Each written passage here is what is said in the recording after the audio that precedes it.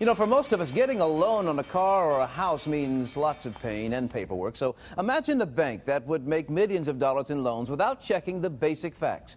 News 8 investigation has discovered one federal agency did just that. Now taxpayers are often footing the bill. Byron Harris reports as News 8 investigates. Basically, it's the taxpayers' dollars, and these people stole, hundreds of millions of dollars. And they're living a big fat life, and the government's not doing anything about it. Clifton Bradshaw is a rock-tough Texan who built his business by dotting his I's and crossing his T's. He's angry that the federal government is not doing the same. Evidently, there's no due diligence, period. I mean, that's the whole problem, that you got a bureaucratic organization that doesn't have due diligence. At issue is this little-known federal agency, the Export-Import Bank of the United States. It's supposed to help businesses in places like Texas sell products to businesses in places like Mexico by giving loans to Mexican companies.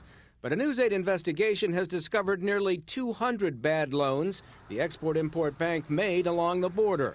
Loans gone to default because the Export-Import Bank didn't do the diligence private business routinely does. This is not any of our documentation, but that's all falsified.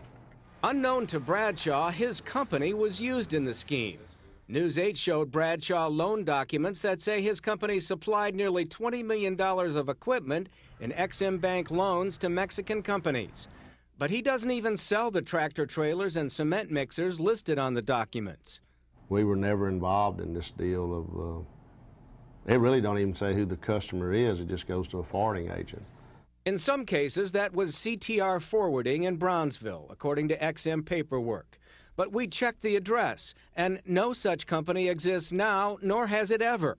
Here's more dubious data. Texas Crushing and Screening, connected to a nearly $2 million loan for heavy construction equipment, supposedly to a Mexican company. The invoice from the Ex-Im Bank says Texas Crushing is located on Highway 10 in Dallas. There's no specific address, an erroneous zip code, and no phone number. But a simple MapQuest search would show there is no Highway 10 in Dallas. The loan is now in default. News 8 asked the Ex-Im Bank for all its paperwork on defaulted medium-term low-interest loans to Mexican companies. From 2003 through 2005, we found $243 million worth of loans gone bad. According to the bank's own statistics, that amounts to nearly 20% of its loans in 2003 and nearly 19% in 2004. Any part of a bank's portfolio that has a 20% default rate shows that the bank has not done what it's supposed to do. Here's a $4.5 million Ex-Im loan for 14 luxury buses. The manufacturer's model numbers don't match the invoices. That could have been caught with a phone call that apparently was never made. Invoices say the buses were shipped by EP Logistics at this address in Laredo, bound for a company in central Mexico. No EP Logistics here, never has been, and there's no room for 14 buses on the premises. Here's an $8 million Ex-Im transaction for 39 Freightliner buses. Thomas Bus of Houston was supposed to be the supplier to a Mexican company. Thomas Bus told News 8, that transaction never occurred. The buses don't cost that much, and we don't export to Mexico.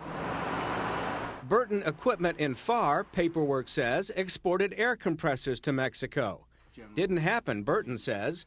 At this address, a couple of miles away, Cherokee Tools is named as the forwarding point for more equipment bound to Mexico. This time, more than $6 million worth of refuse system equipment. But Cherokee Trucks is at this address, not Cherokee Tools. No, this is not my signature, and that is not my business name, only the address. I don't know what's going on with this. Andrew Parker may know what's going on. Documents show his company was the middleman in many of the transactions. That company, the San Antonio Trade Group, is run from this historic mansion in San Antonio. Parker shows up as the exporter for much of the equipment that was supposed to be sent to Mexico.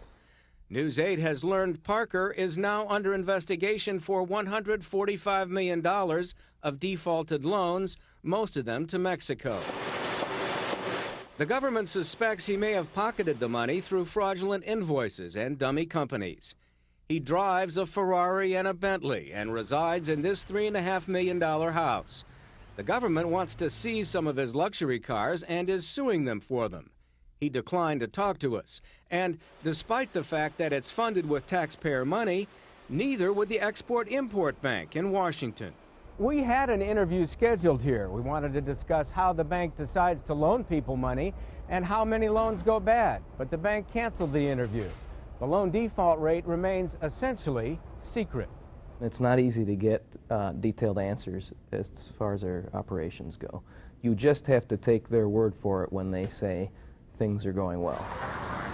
Across the border in Mexico, many of the companies that supposedly got loans were impossible to find.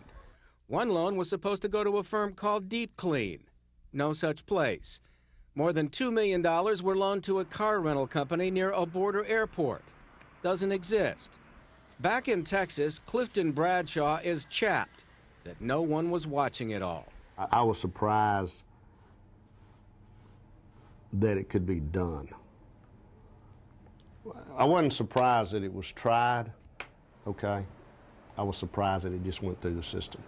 For the first time in its 73-year history, the Export-Import Bank has appointed an inspector general to review possible loan fraud and abuse. But the bank lends $12 billion a year, and it says it's expanding its loans to small business.